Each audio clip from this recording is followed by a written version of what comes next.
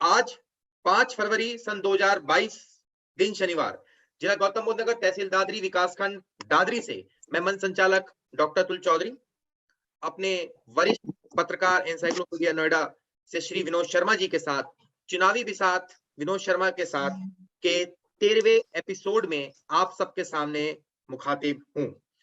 और आज जिस हमारे साथ इस मंच पर, या यूं कहें ऑनलाइन मंच पर हमारे साथ जो आज हमारे गेस्ट हैं, वे माननीय श्री अनु खान जी हैं, जो नेफोमा के अध्यक्ष हैं और इस बार दादरी से विधानसभा का चुनाव निर्दलीय लड़ रहे हैं। अनु खान साहब, बहुत बहुत स्वागत आपका, खैर मकदम। Thank you. तो शुक्रिया। मैं निवेदन करता हूं विनोद शर्मा जी, इस श्रृंखला को आप आगे बढ़ाएं। धन्यवाद अतुल जी। और इस कार्यक्रम में अनु जी आपका बहुत बहुत स्वागत है, अभिनंदन है। शुक्रिया। अनु जी, पहला सवाल ये है मेरा आपका कि आपने चुनाव लड़ने का फैसला क्यों किया? देखिए, सबसे पहले तो थैंक यू आपको कि आपने हमें बुलाया अपने चैनल पर जी। और आप भी पिछली हमेशा से जब भी आपने देखा होगा तो आपने हमें कवर किया है और आप देखते आए हैं। पिछली 3 सरकारें बदल जाती हैं और हमारी जो समस्याएं हैं वो समस्याएं जस की तस रहती हैं। जिस चीज को लेके, मुहिम को लेके हमने अपने फ्लैट की लड़ाई लड़ी, फ्लैट की समस्याओं के लिए जी जान से हर दरवाजे खटखटाए, लेकिन वो दरवाजों पर न्याय नहीं मिला, जिसके लिए आज हमें चुनाव लड़ना पड़ रहा है। 3 सरकारों बदलने के बाद, वादे करने के बाद भी करीब हजारों फ्लैट बायर को अभी तक फ्लैट नहीं मिले। 80,000 जो लोग हैं उनकी रजिस्ट्रियां नहीं हुई। उनको मालिकाना हक के लिए हर रविवार और शनिवार को धरना प्रदर्शन करना पड़ता है अपने घर के बाहर में। और ये समय होता है अपने बीवी बच्चों के साथ व्यतीत करने का, लेकिन हम लोग धरना प्रदर्शन करते हैं। तो हम लोगों ने भाई क्या गुनाह कर दिया था कि जो फ्लैट लेके हैं, एक भाई सरकारी जमीन थी, सरकार की एक योजना थी, उस पर फ्लैट लिए और भाई उसको कौन निगरानी करता? भाई हमारे जो प्रतिनिधि थे, बार बार हम उनके पास जाते थे, उनकी वो हमारे राजा हैं, हम उनकी प्रजा हैं, तो उनको ये ध्यान रखना चाहिए था कि हमारी प्रजा भाई सड़कों पे धक्के खा रही है, सड़कों पर भूखे प्यासे प्रदर्शन कर रही है, लेकिन उन्होंने कोई न्याय नहीं दिलाया।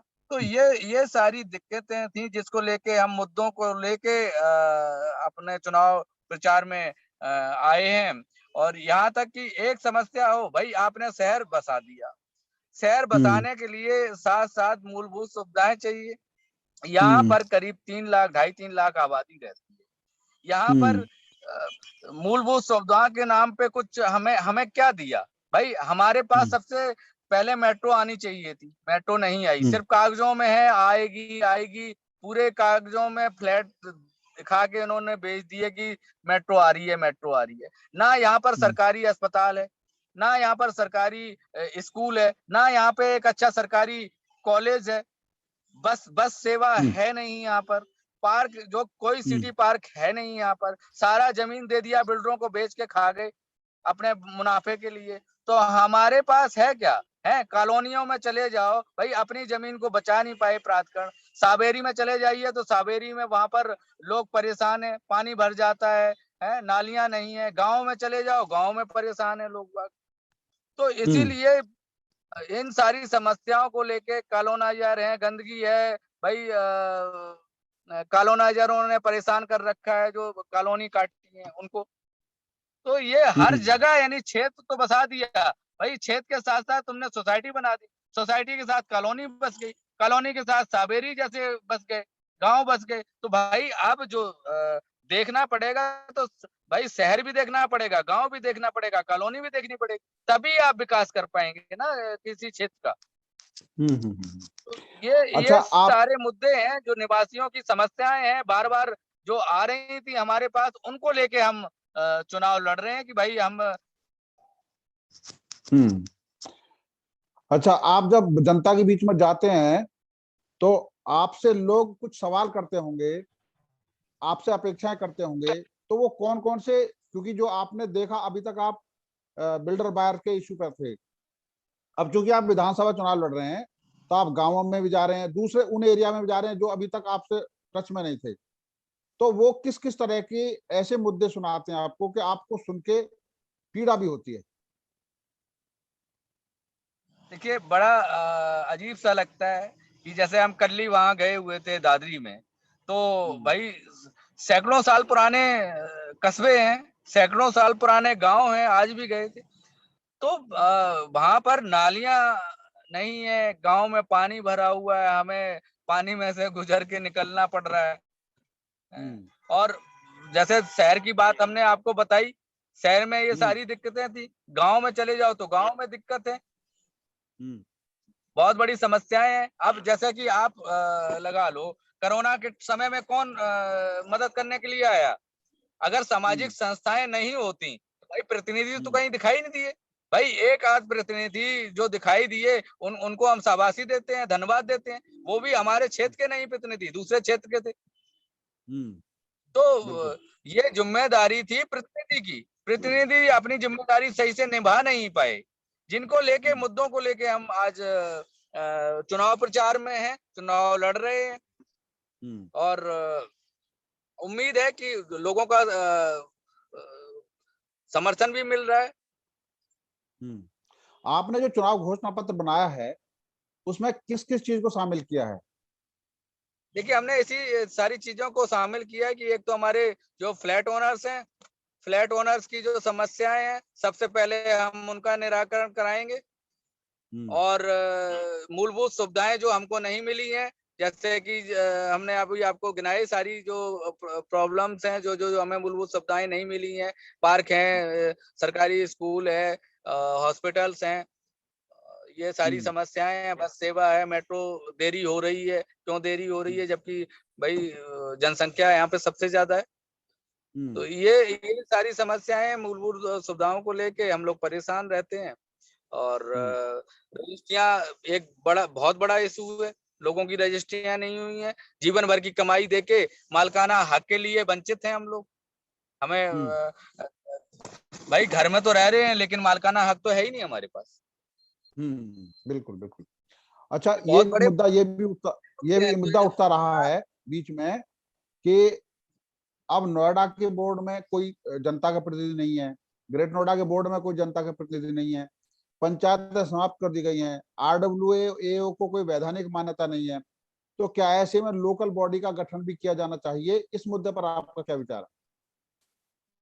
देखो, बिल्कुल करना चाहिए, क्योंकि कहीं पर भी भाई एक तरफा राज तभी होगा जब वो वहां पर आपका नुमाइंदा नहीं होगा। ये तो हमने भी पहले कहा है कि भाई किसी प्रतिष्ठान में एक लोकल बॉडी होनी चाहिए। जब तक वो लोकल बॉडी नहीं होगी तो वो तो अपनी मनमर्जी करते रहेंगे, क्योंकि कोई बोलने वाला नहीं है। बिल्कुल बिल्कुल बिल्कुल। अभी तक तो भाई नगर निगम है नहीं, यहाँ पर प्राधिकरण है, प्राधिकरण का एक तरफा राज चलता है। भाई क्या कर रहे हैं, कौन से टेंडर जारी हो रहे हैं और कैसे हो रहे हैं, तो जो उन्होंने करना है वो करना है। उनको देखने तो वाला इसलिए कोई नहीं बहुत है। जरूरी है कि लोकल बॉडी होनी चाहिए उसमें।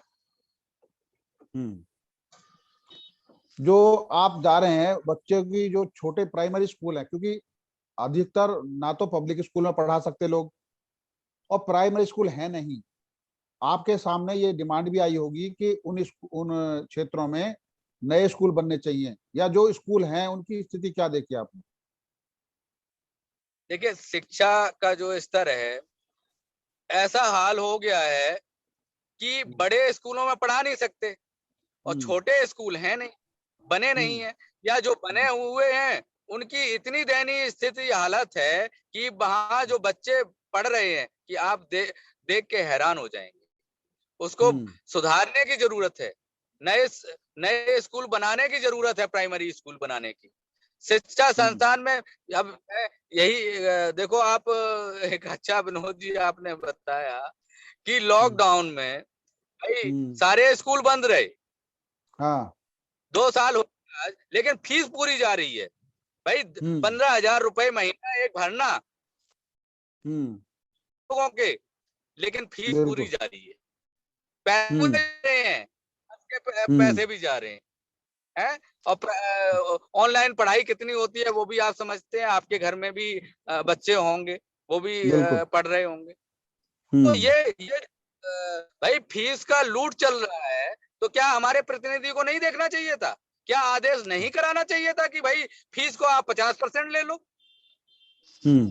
भाई एक आम आदमी आज की महंगाई में बेहाल है, उसका जीवन यापन करना मुश्किल हो रहा है। क्या हमारे प्रतिनिधियों को नहीं सोचना चाहिए था इस बारे में कि भाई कहीं ना कहीं राहत दे, किसी भी तरह से राहत दे? आम इंसान को कहाँ राहत मिली? और ग्रेटर नोएडा जैसे शहर में आप बताइए कहाँ पर राहत मिली? तो इन सारी चीजों से जनता परेशान है, त्रस्त है। जनता जवाब मांगती है, प्रतिनिधि आते नहीं है जवाब देने के लिए। अच्छा, अब एक चर्चा है जो आवासीय नीति है 2007 से जो लागू है नोएडा ग्रेटर नोएडा में, उसमें एक विशेष वर्ग को बिल्डर को दे दिया गया और बिल्डर ने 20 लाख 25 लाख 30 लाख 2 करोड़ तक के फ्लैट बनाए। लेकिन ऐसे लोगों के लिए फ्लैट कौन बनाएगा जो बिल्कुल मिडिल क्लास भी है? मतलब आज की डेट में 15 लाख का घर बनाना भी किसी के मामूली बात नहीं है। उनके घर कोई बना नहीं रहा है, क्योंकि क्या ये आवासीय योजना में खामी नहीं है? क्या इसके लिए बिल्डरों की योजना में उसका रिजर्वेशन नहीं होना चाहिए, MIG EWS LIG का? उसके बारे में भी आपके पास लोगों के विचार आते होंगे, बातें आती होंगी।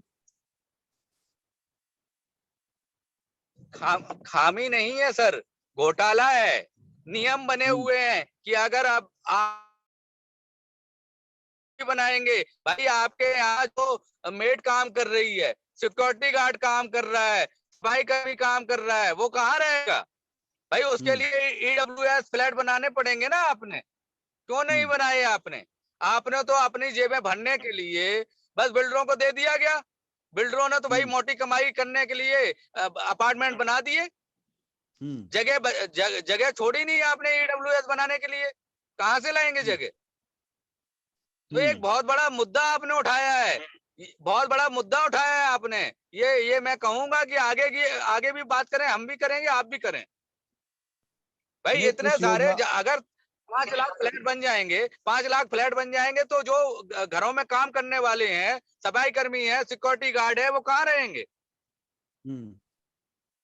उनके लिए घर होना चाहिए, उनके लिए सुविधाएं होनी चाहिए। नहीं, मौजूदा नीति में ये खामी है ऐसी जिससे अर्थव्यवस्था को भी नुकसान हो रहा है।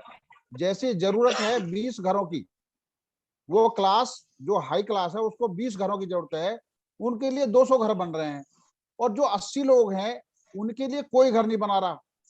तो जो 180 घर खाली पड़े हैं वो एक पूंजी ऐसी जगह लगा दी गई जिसकी कोई जरूरत नहीं थी। जबकि गरीब आदमी के लिए, आम आदमी के लिए घर का कोई प्रावधान ही नहीं किया सरकारी योजनाओं में। प्राधिकरण ने अपने अधिकार से उसको छोड़ दिया और निजी क्षेत्र में बनाया नहीं। तो ये कितना बड़ा इश्यू है। सर जरूरत थी ना उनको, भाई जरूरत ये थी ना कि वो घर एक आदमी 10-10 घर ले लेगा और 20 लाख का घर लेगा और 5 साल में 40 लाख का बेचेगा। भाई बुकिंग तो हुई है ना सर। तो मिल रहे हैं ना, वो बेनामी है, नाम नहीं सामने आ रहे हैं उनके।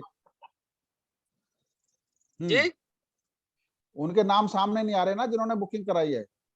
हाँ, वो वही है, वो इन्वेस्टर। भाई यही तो ये सरकार की जिम्मेदारी है कि वो देखे, जांच करे। भाई तो ये एक तरह का घोटाला ही कहेंगे ना। बिल्कुल। कि भाई जिसको घर असल में चाहिए, जिसको घर असल में चाहिए वो परेशान है, उसको घर मिल नहीं रहा है। हाँ, और पैसे बनाने के लिए घर लिए हुए। हाँ, बिल्कुल बिल्कुल बिल्कुल।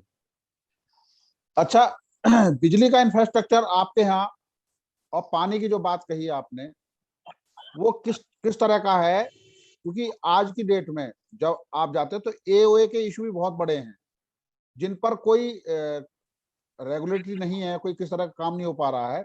वो किस तरह के हैं आपके? जो सामने आ रहे हैं?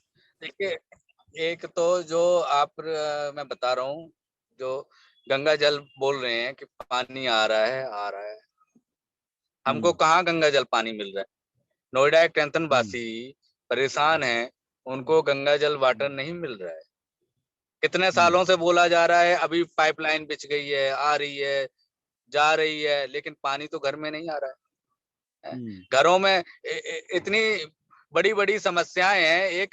एक उदाहरण मैं देता हूँ यूपीएसआईडीसी का। सूरजपुर साइड सी ग्रेटर नोएडा में यूपीएसआईडीसी है। भाई आप कोई शहर विकसित कर रहे हैं, 10 सोसाइटी आपने बना दी वहां पर, और आपने सीवर नहीं डाला वहां पर। कैसी सरकार की योजना है? कोई प्राइवेट कॉलोनाइजर भी बनाता है, सबसे पहले तो वो बाउंड्री करता है और सीवर डालता है, नालियां बनाता है। ये सरकार की योजना 10 साल पुरानी, और आप सोचो यूपीएसआईडी जैसी संस्था सरकारी, वो सीवर डालना भूल गई। उसने सीवर ही नहीं डाले पूरी सूरजपुर साइड सी में। लोग परेशान हैं, गंदगी में रह रहे हैं वहां पर। बिल्डर क्या कर रहा है? बिल्डर पानी एसटीपी का बाहर निकाल रहा है, बीमारियां फैल रही हैं उससे। अच्छा, पिछले दिनों ग्रेट नोएडा में एक अंसल का एक गोल्फ लिंक के 2 कॉलोनियों के लोगों ने मुद्दे उठाए थे। आप उन एरियाज में गए हैं? क्या है स्थिति वहां की? कहां पर? एक अंसल का है, बिल्कुल तिलपता के साथ सटा हुआ कॉलोनी, और एक गोल्फ लिंक है। हाँ, आप गए हैं उन सेक्टर में? अभी जा नहीं पाए, परसों प्रोग्राम है वहां जाने का। और अच्छा, वो संपर्क में है वो लोग। हाँ, वो तो लोग उस तरह संपर्क की में जो हैं, उनसे समर्थन मिल रहा है। वो सभी त्रस्त हैं, कोई भी उनकी समस्याओं का समाधान नहीं होता है। वो जाते हैं अथॉरिटी से वापस भेज दिया जाता है, उनकी समस्याओं का समाधान नहीं होता है। अतुल जी को सवाल ये पूछना चाह रहे हैं। अधिकारी अतुल जी, लॉबी जी, अधिकारी लॉबी ऐसी है कि भाई समस्या है कोई तो आप बिल्डर को बुलाइए, उसका निराकरण कराइए। लेकिन आम जनता किससे कहे? आप सुनेंगे ही नहीं। बिल्कुल अनु जी, हाँ, अतुल जी सवाल पूछिए। अनु जी, कुछ सवाल हैं, क्योंकि आप एक निर्दलीय प्रत्याशी हैं और नेफोमा के आप वर्तमान में अध्यक्ष भी हैं जी।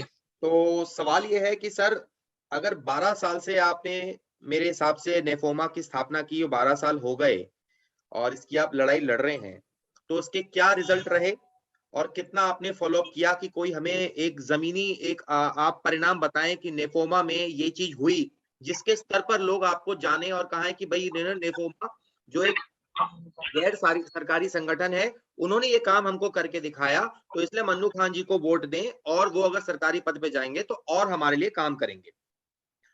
और इसी के साथ ये है कि संस्था में अगर आप वर्तमान में अध्यक्ष हैं तो आपको नहीं लगता कि क्या आपको इस्तीफा देना चाहिए था और फिर आपको चुनाव लड़ना चाहिए था? किसी को आप कार्यवाहक अध्यक्ष बना सकते थे। इस पर आपके क्या विचार हैं अनु खान जी?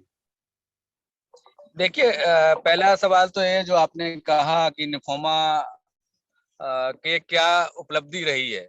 जी, एक बड़ी उपलब्धि। हाँ, तो मैं आपको बता दूं कि सबसे बड़ी उपलब्धि ये रही है कि आपने देखा होगा कि जब 2010 में ये अधिग्रहण हुआ था, तो अधिग्रहण होने के बाद किसान चले गए थे कोर्ट में। तो कोर्ट में जाकर वो अपनी जमीन को वापस मांग रहे थे कि जैसी भी यथा स्थिति ये जमीन है, वो हमें आप वापस कर दो। और इसको लेके हम अपने फ्लैटों को लेके वहां गए।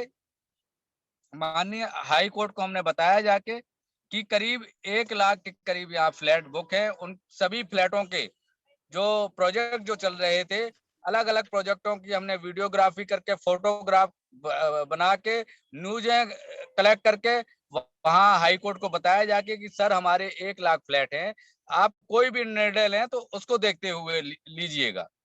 तब वो ये आदेश आया था कि जो जमीन खाली है वो जमीन वापस कर दी जाए और किसानों को 64.4 बढ़ा हुआ मुआवजा दिया जाए और इनको विकसित आबादी दी जाए।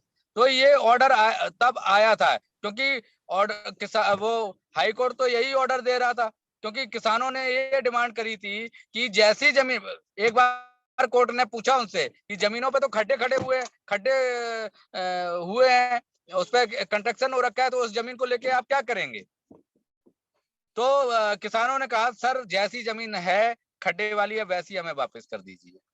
तो ये तब वो हमने वहां फाइट करा, वो तब आदेश आया। फिर एक आदेश उसके साथ ये था कि मास्टर प्लान अप्रूव होगा, उसके बाद यानी आप कंस्ट्रक्शन कर सकते हैं। तो 1 साल हमें मास्टर प्लान अप्रूवल करने के लिए धरना प्रदर्शन करने पड़े।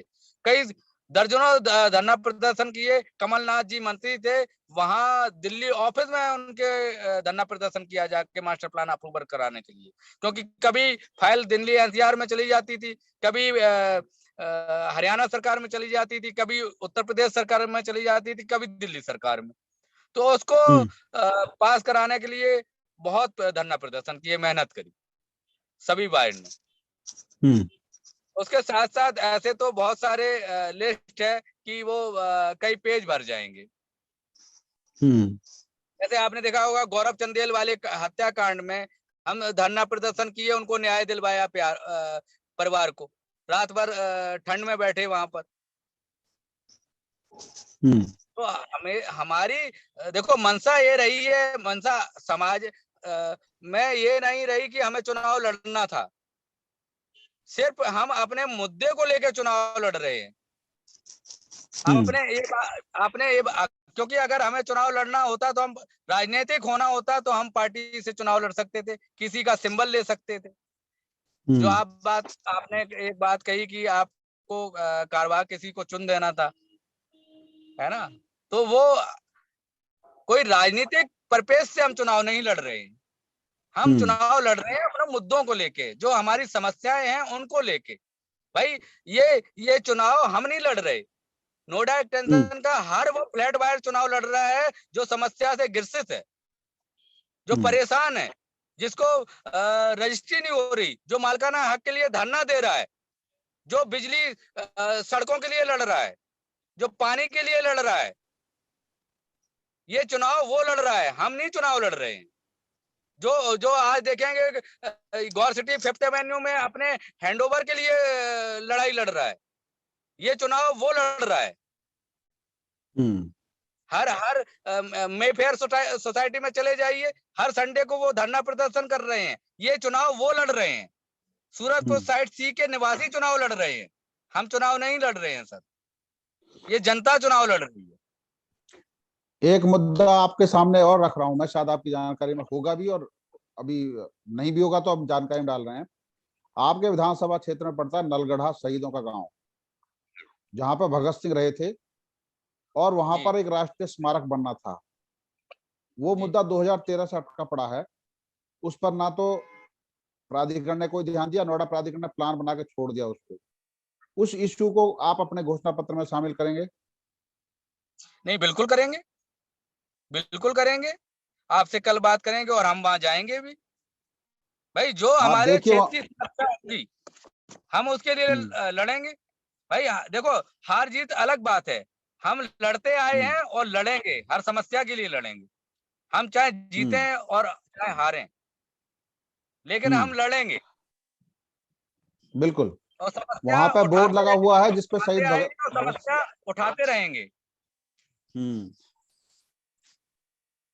वहां पे एक बोर्ड लगा हुआ है जिसपे लिखा है शहीद भगत सिंह राष्ट्रीय स्मारक, लेकिन बोर्ड ये सिर्फ, उसके बाद वहां कुछ नहीं है। आप जाके देखेंगे तो हम समझते हैं कि इस इशू को आप अपने बाकी जगह पूरे शहर में आप इस इशू को सामने लाएंगे, क्योंकि ये आजादी का अमृत महोत्सव मनाया जा रहा है। 75 साल पूरे हो गए, लेकिन उस स्मारक को भुला दिया गया जो जिसको बनना चाहिए था समय पर। नहीं, बिल्कुल सही बात है, और बिल्कुल बनवा के रहेंगे उसको, क्योंकि भाई आजादी आज किसके बदौलत मिली है? जिनकी वजह से हम सांस ले रहे हैं, जिसकी वजह से हम बच्चे सब जी रहे हैं, और हमने उनको भुला दिया जिन्होंने आजादी दिलाई। तो हमारा भी कर्तव्य है, हमारा कर्तव्य है, और उस कर्तव्य को हम जरूर निभाएंगे। एक इशू और है, जो हिंडन नदी आपके किनारे बहती है, वो ग्रेट नोएडा वेस्ट के बिल्कुल साथ में बहती है, और वो हिंडन नदी, हर नदी का एक इतिहास रहा है, और जो हमारी सभ्यता है वो नदियों के किनारे ही बसती रही है। तो नदी की लाइफलाइन को लेकर जो उसमें प्रदूषण है, क्योंकि प्रदूषण का मुद्दा इतना गंभीर है कि आने वाले दिनों में ये पहली प्रायोरिटी होगी। अगर हमने प्रदूषण को दूर नहीं किया तो हमारे जीवन की जो उम्र है वो धीरे धीरे कम होती जाएगी, और ये हमारी भावी पीढ़ी के लिए बहुत महत्वपूर्ण पॉइंट है, क्योंकि हम यमुना और हिंडन के बीच में रहते हैं, और साथ में क्योंकि ये दोनों तीनों शहर बस रहे हैं, इस प्रदूषण का असर नीचे ग्राउंड लेवल वाटर पे भी पड़ रहा है। उस पानी को पीने के बाद अलग अलग तरह की बीमारियां पैदा हो रही हैं। तो ये प्रदूषण जो है इसको दूर करना सबकी जिम्मेदारी है, और ये चुनाव का, राजनीतिक चुनाव में इन दोनों का बड़ा मुद्दा होना चाहिए। बिल्कुल बिल्कुल सही कह रहे हैं। एक तो आपकी बात पे वही वही जो एक जोड़ हो जाता है कि जिनको मकान चाहिए ज्यादा, ठीक है, उनको मिले नहीं। अब उनको मकान जब नहीं मिले तो उन्होंने क्या किया, हिंडन में घर बनाए। बस उन्होंने हिंडन में घर बनाए सर। अब वहां जब जाएंगे आप तो यही नहीं पता चलता है कि हिंडन हिंडन में घर है और घर में हिंडन है। तो बिल्कुल सही वहां बात, पर तो बिल्कुल सही इतनी बात। बुरी स्थिति है, हिंडन रही नहीं सर, नाला हो गया बिल्कुल। है वो छोटा। किसकी जिम्मेदारी थी भाई? तीनों जो गाजियाबाद अथॉरिटी है, ग्रेटर नोएडा अथॉरिटी है, नोएडा अथॉरिटी है, तीनों अथॉरिटी की जिम्मेदारी थी हिंडन को बचाना, बचा नहीं पाए। कॉलोनाइजर ने उसको नाला बना दिया है, हिंडन नहीं रही सर वो अब। तो अब वो बिल्कुल। कैसे खाली कराएंगे वो? हाँ, उसका 1981 में सौंदर्यीकरण मैंने नीला पानी देखा था, हिंडन का नीला बिल्कुल पानी, और उसमें मछलियां कूदती हुई, उसमें मछलियां कूदती हुई, जल जीव थे उसमें। लेकिन आज अगर स्थिति पैदा हुई है तो इसका मतलब ये है कि हिंडन मर रही है, उसको ऑक्सीजन की बिल्कुल जरूरत है। वो ऑक्सीजन कौन देगा? बिल्कुल और अब तो उसकी सौंदर्यीकरण करने की जरूरत है भाई। शहर के बीचों बीच हिंडन जा रही है, अगर आप उसको सौंदर्यीकरण कर देते हैं तो बहुत अच्छा रहेगा भाई। विदेशों में क्या करते हैं, नहरें होती हैं, नाले होते हैं, नदियां होती हैं, वो सौंदर्यीकरण करके उसको कितना अच्छा बना देते हैं। आप तो विदेशों में देखते रहे हैं, विदेशों बिल्कुल में बीच में से बिल्कुल। बिल्कुल नहीं नदियां जाती हैं, नाले, वो नहरें नहीं बहती हैं विदेशों में। भाई हम यहाँ शहर के बीचों बीच नहीं कर सकते हैं क्या? बिल्कुल बिल्कुल। बिल्कुल। करने को सर एक बहुत और कर सकते हैं, इशू है। लेकिन भाई प्रतिनिधि सोचें इस बारे में। एक और इशू है पब्लिक ट्रांसपोर्ट सिस्टम का। आपने मेट्रो की बात कही, लेकिन जो बसें हैं, आम आदमी जो सेक्टरों में जा रहे हैं, रह रहे हैं, हर एक के बस की तो है नहीं कि वो गाड़ी खरीद के रखेगा। और इतना शहर अगर बसा दिया, पब्लिक ट्रांसपोर्ट सिस्टम, अभी बसें चलाई हैं बिना रूट के, बिना स्टैंड के, बिना स्टॉप के, तो ऐसी व्यवस्था आज इतने 31 साल हो गए ग्रेट नोएडा को बसे हुए। नोएडा को भी इतना बड़ा नोएडा हो गया है उसमें, क्योंकि आपका एरिया बहुत सारा नोएडा में भी आता है। तो पब्लिक ट्रांसपोर्ट सिस्टम कैसा होना चाहिए, उस पर कैसे मॉनिटरिंग हो? आज भी डीटीसी की बहुत सारी बसें हैं, जो डीटीसी की डिपो है उनका भी विस्तार ग्रेट नोएडा तक किया जा सकता है। जो डीटीसी की बसें चल रही हैं उनको ग्रेट नोएडा एक्सटेंशन तक, ग्रेट नोएडा वेस्ट तक ले जाया जा सकता है। उसके अलावा जो दिल्ली से आनंद विहार की तरफ से होते हुए ग्रेट नोएडा वेस्ट तक डीटीसी की बसें आ सकती हैं। तो इन बसों के विस्तार को लेकर भी आपकी कोई योजना?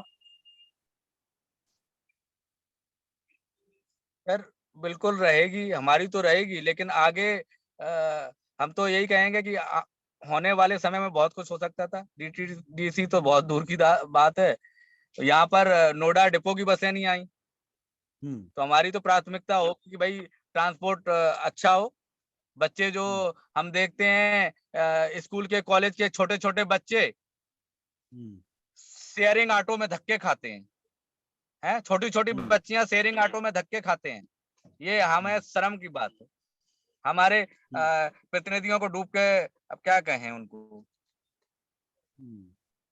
नहीं, बातें शब्द बिल्कुल नहीं सही है है। उनके लिए। भाई साहब आप खुद देखे ट्रैफिक का कितना बुरा हाल है, कैसे ऑटो में लेके जाते हैं बच्चियों को वो भर के। कौन देखेगा ये? भाई आप चला सकते थे, क्यों नहीं चला? इतनी पब्लिक रहती है, क्यों नहीं चलाते सिटी बस? नाम का चला देंगे कि हाँ वो ऑटो, पिंक ऑटो चला दिया, ये चला दिया, वो चला दिया। कौन से ऑटो में कौन जांच कर रहा है? उसमें लड़के भर के जाते हैं, जेंट्स बैठ के जाते हैं। कौन से ऑटो में जाती हैं लड़कियां बैठ के? बिल्कुल बिल्कुल। लड़कियों की शिक्षा को लेकर क्या है आपका, क्योंकि आप गए होंगे, बहुत सारे परिवारों में ऐसी बच्चियां मिली होंगी जो पढ़ना चाहती हैं लेकिन उनके आसपास कोई स्कूल नहीं है, उनकी उस व्यवस्था को, जो व्यवस्था है उनकी, उनके बारे में, क्योंकि ये एक ऐसा इशू है जिसमें हर बच्चे की प्रतिभा होती है और उस प्रतिभा को अगर समय पर सही दिशा नहीं मिली तो राह भटकने का भी खतरा है। साथ में हमें, हमारी जो युवा पीढ़ी है, उनको वो प्लेटफॉर्म नहीं मिल पाएगा जिसके वो हकदार हैं। बिल्कुल सही कह रहे हैं विनोद जी। देखो, आपने पहले देखा होगा कि हर 5 किलोमीटर पे, 2.5 किलोमीटर पे गांव से गांव में स्कूल होते थे। आज वो किसी गांव में चले जाओ, इमारतें पुरानी वाली जरूर आपको मिल जाएंगी, नई वाली बहुत कम इमारतें मिलेंगी। तो नई इमारतें बनाने की जरूरत है, नए संस्थान बनाने की जरूरत है, नए कॉलेज खोलने की जरूरत है। अरे हम नहीं कहते आप 2.5 किलोमीटर पे खोलिए, आप 5 किलोमीटर पे इंटर कॉलेज खोलिए, हाई स्कूल खोलिए, जूनियर हाई बिल्कुल। स्कूल खोलिए। हैं, पहले तो भाई हर गांव में प्राइमरी स्कूल होना चाहिए। भाई बिल्कुल। बच्चे पढ़ेंगे तभी तो देश आगे बढ़ेगा। हमारे बच्चे पढ़ेंगे ही नहीं तो देश आगे कहाँ बढ़ेगा, वो वहीं खेलते रहेंगे। बिल्कुल बिल्कुल बिल्कुल तो बिल्कुल। सुधार आपने की जीटी रोड की हालत देख जी, आपने जीटी रोड की हालत देखी है? अतिक्रमण की क्या बिल्कुल स्थिति है देखिए, आपके क्षेत्र में? बिल्कुल देखिए, वो सड़क गड्ढे में है कि गड्ढे में सड़क है, पता नहीं है। अभी हम आए, जाम आधे घंटे में फंस के आए, आधा पौना घंटा जाम लगा हुआ था। तो रोज जाम इसका में समाधान कैसे, इसका रोज समाधान जाम कैसे कराएंगे में आप? अगर आप चुने गए हैं तो इसका समाधान कैसा कराएंगे? क्योंकि अतिक्रमण तो इस वजह से हो रहा ना कि उनको, जिनको घर बनने चाहिए थे, उनके लिए कोई प्रावधान नहीं किया, कॉलोनी अगर उसका फायदा उठाकर अनियोजित प्लान कर रहे हैं। सर, असल में देखिए, प्रतिनिधियों को टाइम ही नहीं है, प्रतिनिधियों को टाइम नहीं है काम करने का। प्रतिनिधि को ये चाहिए कि माला पहनाने के लिए मत बुलाए जनता, बर्थडे केक कटवाने के लिए ना बुलाए जनता। प्रतिनिधि को ये कहना चाहिए कि हमें बुलाइए आप काम करने के लिए, प्लानिंग करने के लिए। उसको प्लानिंग चाहिए, करनी चाहिए कि हमारा शहर कैसे विकसित होगा, हमारे शहर की सड़कें कैसे बनेंगी, कितनी हमारी सड़कें हैं, कितनी हमारी ग्रीन बेल्ट है, वो सब देखना पड़ेगा। कितना हमारा बिजली का स्कोप है, वो सब उसको देखना पड़ेगा, तब शहर सुंदर बनेगा। बिल्कुल बिल्कुल बिल्कुल बिल्कुल। और एक चीज बताइए कि अगर आपका, अब आप चुनाव लड़ ही रहे हैं, तो सबसे पहली प्रायोरिटी 5 ऐसे कौन से मुद्दे होंगे जिनको आप सबसे पहले हल करना चाहेंगे? अनुज जी, मात्र 3 मिनट बचे हैं। सबसे पहले हमारे फ्लैट फ्लैट बायस के जो फ्लैट हैं, जो नहीं मिले हैं, पहला नंबर 1 तो उनके फ्लैट की दिलवाने की प्राथमिकता होगी। फिर हमारी रजिस्ट्री जो नहीं हुई है उनकी प्राथमिकता होगी। मूलभूत सुविधाएं जो नहीं है, हॉस्पिटल नहीं है, क्रिमिनेशन सेंटर नहीं है, अस्पताल नहीं है, कॉलेज नहीं है, सरकारी स्कूल नहीं है, ये सब प्राथमिकता होंगी। सावेरी जैसी कॉलोनियों को निर्मित कराना होगा। अन्य कॉलोनी और भी हैं, सावेरी नहीं है, सावेरी जैसी दर्जनों कॉलोनियां हैं जो बन गई हैं, उनको निर्मित कराना होगा, उनका सही विकास कराना होगा। अनुज जी, एक सवाल, शहर को और गांव को, जी अपनी बात कंप्लीट करें। शहर को देखो, शहर को जब तक हम सुंदर नहीं बना सकते, जब तक हम गांव को सुंदर ना बनाए, तो सबसे पहले हमें गांव का सौंदर्यीकरण करना पड़ेगा, तब शहर को हम सुंदर बना सकते हैं। एक साथ दोनों होंगे। ये नहीं कि हम 200 साल पुराने से गांव को भूल जाएंगे। गांव के हालात आप देखते हैं, आप गांव में रहते हैं विनोद जी। बिल्कुल बिल्कुल। अतुल जी। तो अनुकांत जी, मात्र हमारे पास 2 मिनट बचे हैं। एक अंतिम सवाल मैं आपसे लेता चल रहा हूं कि कुछ दिन पहले हमारे इसी शो पर आप ही के दादरी विधानसभा से कांग्रेस के प्रत्याशी हमारे साथ जुड़े थे और उन्होंने बताया कि आप ही के ग्रेटर नोएडा वेस्ट में एक और संस्था चलती है, नाम लेना भी उचित नहीं होगा, उनके ट्विटर स्पेस पे उनको आमंत्रित किया गया और उनसे लिखित में स्टाम्प पेपर पे लिखवाया गया कि अगर वे जीतते हैं तो वो फ्लैट बायर्स की समस्या को निस्तारण करेंगे। क्या आप ये लिखित में गारंटी पत्र दे सकते हैं और क्या रूपरेखा रहेगी? देखिए, मैं किसी और की बात नहीं कर सकता। कोई क्या कर रहा है क्या नहीं कर रहा है, अब उससे हमको मतलब नहीं है। हम अपनी गारंटी खुद हैं, हम स्वयं गारंटी हैं। चलिए, तो अनुकांत साहब, अगर आप हमारे साथ हैं तो हम 1 मिनट और उसको ले सकते हैं। अन्यथा विनोद जी, आप कुछ बोलना चाहें, इसके बाद मैं अंत करता हूं। विनोद जी। अनु जी, आपने हमें बहुत समय दिया, इसके लिए आपका बहुत बहुत धन्यवाद। और इस समस्या पर जरूर फोकस होगा जो हमने आपके साथ डिस्कस की है, और उम्मीद है आने वाले दिनों में दादरी विधानसभा में जो मुद्दे हैं उनको हल किया जा सकेगा प्रायोरिटी पर। आप सभी का बहुत बहुत धन्यवाद।